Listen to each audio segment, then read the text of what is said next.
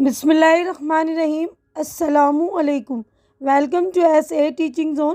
آج کی ہماری یہ ویڈیو 12 کلاس کی اردو کی ہے۔ بک کا نام ہے گلستان ادب۔ تو آج ہم کر رہے ہیں سبق نمبر 18، لیسن نمبر 18 ہے۔ لائن سے ہم چل رہے ہیں تو سبق نمبر 18 ہے۔ یہ غزل نمبر 2 ہے جو آرزو لکھنوی کی لکھی ہوئی غزل۔ تو ہم نے نثر والا حصہ مکمل کر لیا تھا، اب ہم حصہ نظم پر ہیں۔ تو پہلے ہم جو ہمارے شاعر آرزو لکھنوی ان کا تعارف دیکھ لیتے ہیں۔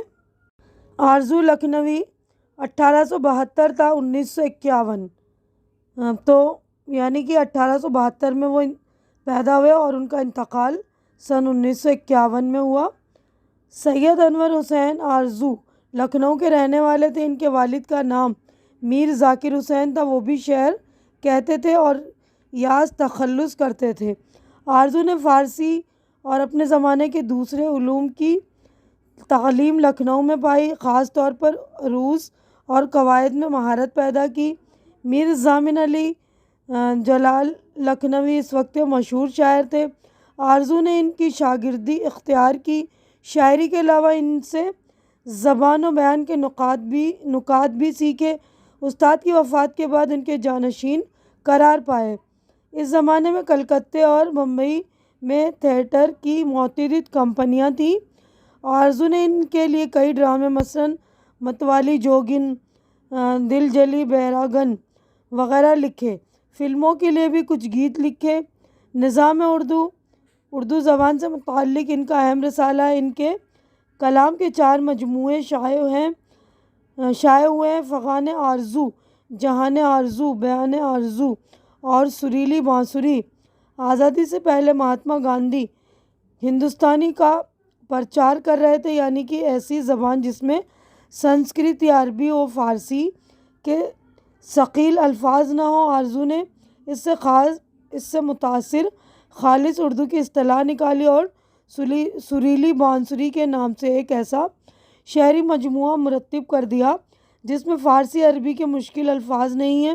اس بات کی بڑی شہرت ہوئی اور اسے آرزو لکھنوی کا امتیاز سمجھا گیا۔ آرزو لکھنوی کا شمار ان با کمالوں میں ہوتا ہے جنہوں نے لکھنوی غزل کے رنگ کو نکھارا اور اسے ایک نئی سادہ زبان دی۔ تو یہ ان کا تعارف ہو گیا مکمل۔ اب ہم غزل کی طرف بڑھیں گے آگے۔ تو دیکھیے سبق نمبر 18 غزل نمبر 2 ہے آرزو لکھنوی کی لکھی ہوئی۔ تو ایک شعر پڑھ کر میں اس کی تشریح کر دوں گی۔ تو سیاق و سباق کے حوالے سے ہم اس طرح لکھ سکتے ہیں کہ یہ اشعار یا یہ شعر ہماری درسی کتاب گلستان ادب میں شامل آرزو لکھنوی کی غزل سے لیے گئے ہیں۔ اس کے بعد جو ہماری مین تشریح ہے، یعنی مین جو شعر ہے ہمارا، جو بھی شعر ہے اس کی تشریح کر دیں گے۔ تو پہلا جو شعر ہے دیکھیے: اول شب وہ بزم کی رونق، شمع بھی تھی پروانہ بھی، رات کے آخر ہوتے ہوتے ختم تھا یہ افسانہ بھی۔ تو قاعدہ یہ ہے کہ رات ختم ہونے پر اول شب یعنی جب کوئی محفل آراستہ کی جاتی تو اس میں روشنی کے لیے شمع روشن کی جاتی۔ شمع روشن ہونے ادھر ادھر سے پروانے آ کر اس پر نثار ہونے لگتے ہیں۔ یہ عجیب منظر ہوتا ہے۔ شاعری نے اس منظر سے فائدہ اٹھا کر یہ شعر کہا ہے کہ بزم کی رونق شمع بھی تھی اور پروانہ بھی۔ جیسے جیسے رات گزری شمع بھی پگھل کر اپنے اختتام پر پہنچی اور پھر اس کے گل ہونے کے بعد نہ روشنی رہی نہ پروانے، یعنی ساری رات بزم کی رونق ختم ہو گئی۔ یعنی ساری بزم کی رونق یعنی جیسے جیسے شمع جو ہے نا بجھتی گئی تو پروانے بھی جو ہے ختم ہوتے گئے نا، یعنی ساری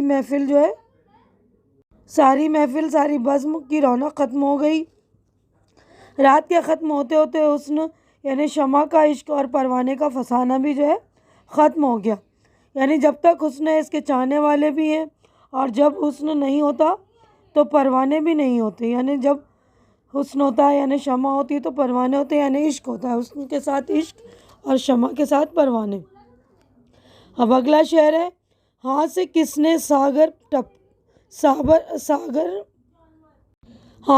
نے ساگر پٹکا موسم کی بے کیفی پر، اتنا برسا ٹوٹ کے پانی ڈوب چلا میں خانے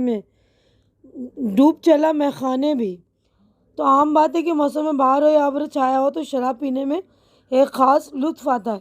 اگر موسم میں بے کیفی ہو تو میں خوار کو وہ سرور نہیں ہوتا جو موسم بہار یا برسات میں ہوتا ہے، اور ایسے موسم میں جھنجھلا کر شراب کا گلاس جو ہے پٹک دیتا ہے۔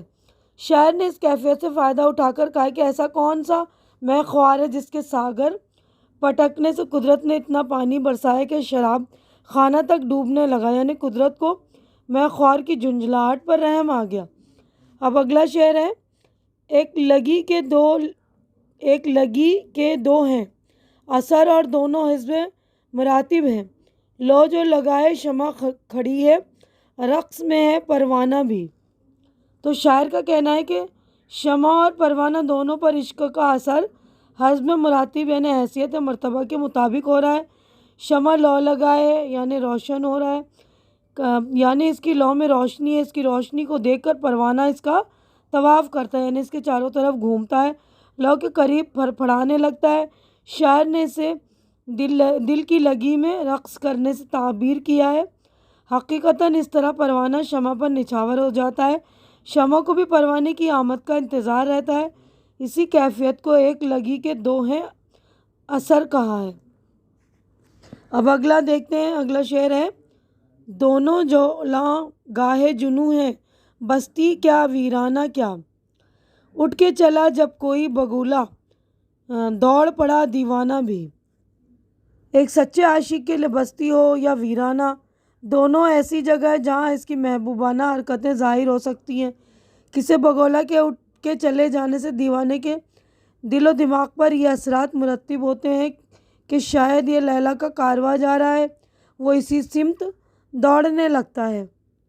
اب دیکھیے آخری شعر ہے، حسن و عشق کی لاگ میں اکثر چھیڑ ادھر سے ہوتی ہے، شمع کا شعلہ جب لہرایا اڑ کے چلا پروانہ بھی۔ تو ہمارا مشاہدہ یہ ہے، یعنی ایک آبزرویشن ہے کہ شمع کے روشن ہوتے ہی، یعنی شمع جب اس کا شعلہ جو نکلتا ہے اس کے روشن ہوتے ہی پروانہ اڑ اڑ کر اس کے نزدیک پہنچ جاتا ہے، اور یعنی حسن ہی عاشق کے دل میں اپنی محبت جگاتا ہے۔ سچے عاشق کو آزمانے کے لیے محبوب ہی سے چھیڑتا ہے، پہل محبوب کی جانب سے ہوتی ہے، یعنی حسن جو ہے وہی عاشق کے دل میں اپنی محبت جو جگاتا ہے، یعنی شروعات جو ہے حسن کرتا ہے، عاشق کرتا ہے، محبوب اسے چھیڑتا ہے نا۔ تو ہماری غزل ہو گئی ہے مکمل۔ تو یہاں پہ شاعر کا نام دیکھیے آرزو لکھنوی، تو یہ والا صفحہ ہمارا مکمل ہو گیا۔ نیکسٹ پیج پر ہم چلیں گے، دیکھیے اگلے صفحے پر جو ہے مشق، تو مشق میں پہلا جو ہے لفظ و معنی، تو پہلا لفظ ہے اول شبد یعنی رات کا پہلا پہر، بے کیفی بے لطفی جس میں کوئی مزہ نہ ہو، حسب مراتب مرتبے کے مطابق، رقص ناچ، جولا گاہے جنوں وہ دشت یا میدان جہاں دیوانگی کا اظہار کیا جا سکے۔ اب اس غزل سے متعلق غور کرنے کی بات ہے، دیکھیے اردو شعر و ادب کی تاریخ میں دکن، دہلی اور لکھنؤ بڑے ادبی مراکز تسلیم کیے جاتے ہیں۔ انہی ادبی اصطلاح میں عام طور پر ادبی دبستان کہتے ہیں، دبستان کا مطلب مدرسہ ہوتا ہے۔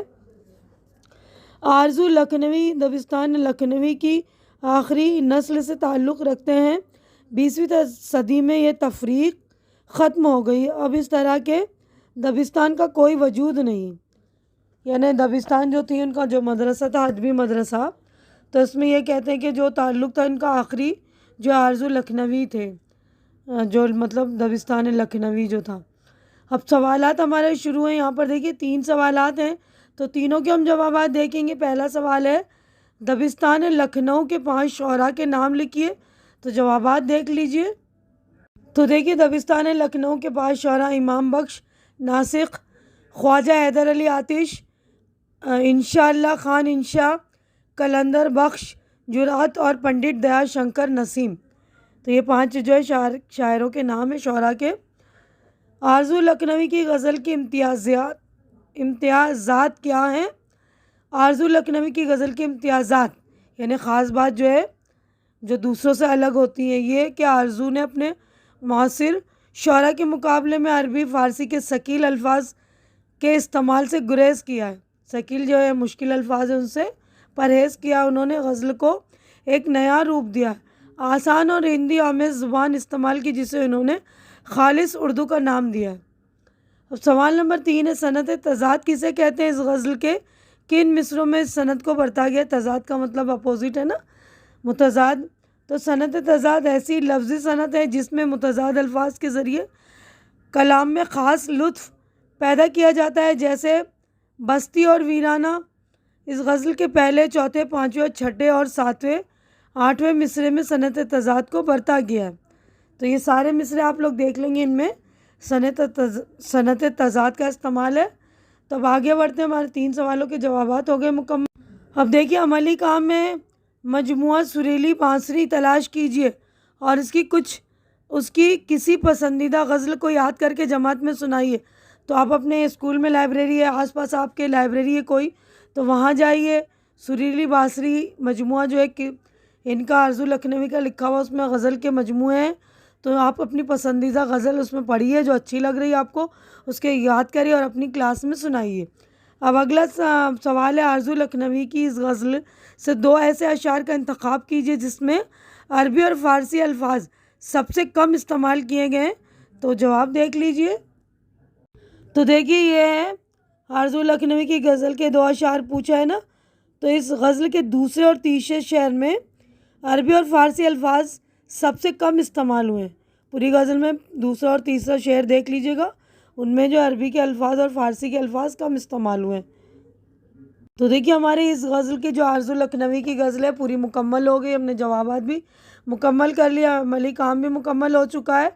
तो मैं अपनी वीडियो भी यहीं पर मुकम्मल करती हूँ। उम्मीद है कि जो कुछ मैंने आप लोगों को समझाया अच्छी तरह से समझ में आ गया होगा और मेरी वीडियो भी आप लोगों को अच्छी लग रही होगी। मेरे समझाने का अंदाज़ भी आप लोगों को अच्छा लग रहा होगा, अच्छा लग रहा है।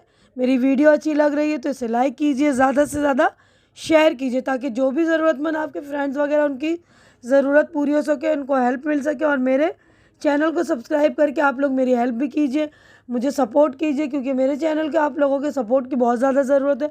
तो प्लीज़ आप लोग मेरे चैनल को सपोर्ट करें, मेरी हिम्मत बढ़ाएं। हमारी अगली मुलाकात इंशाअल्लाह नेक्स्ट वीडियो में होगी। तब तक के लिए आप लोग अपना ख्याल रखें, मुझे दुआओं में याद रखें। अल्लाह हाफिज़।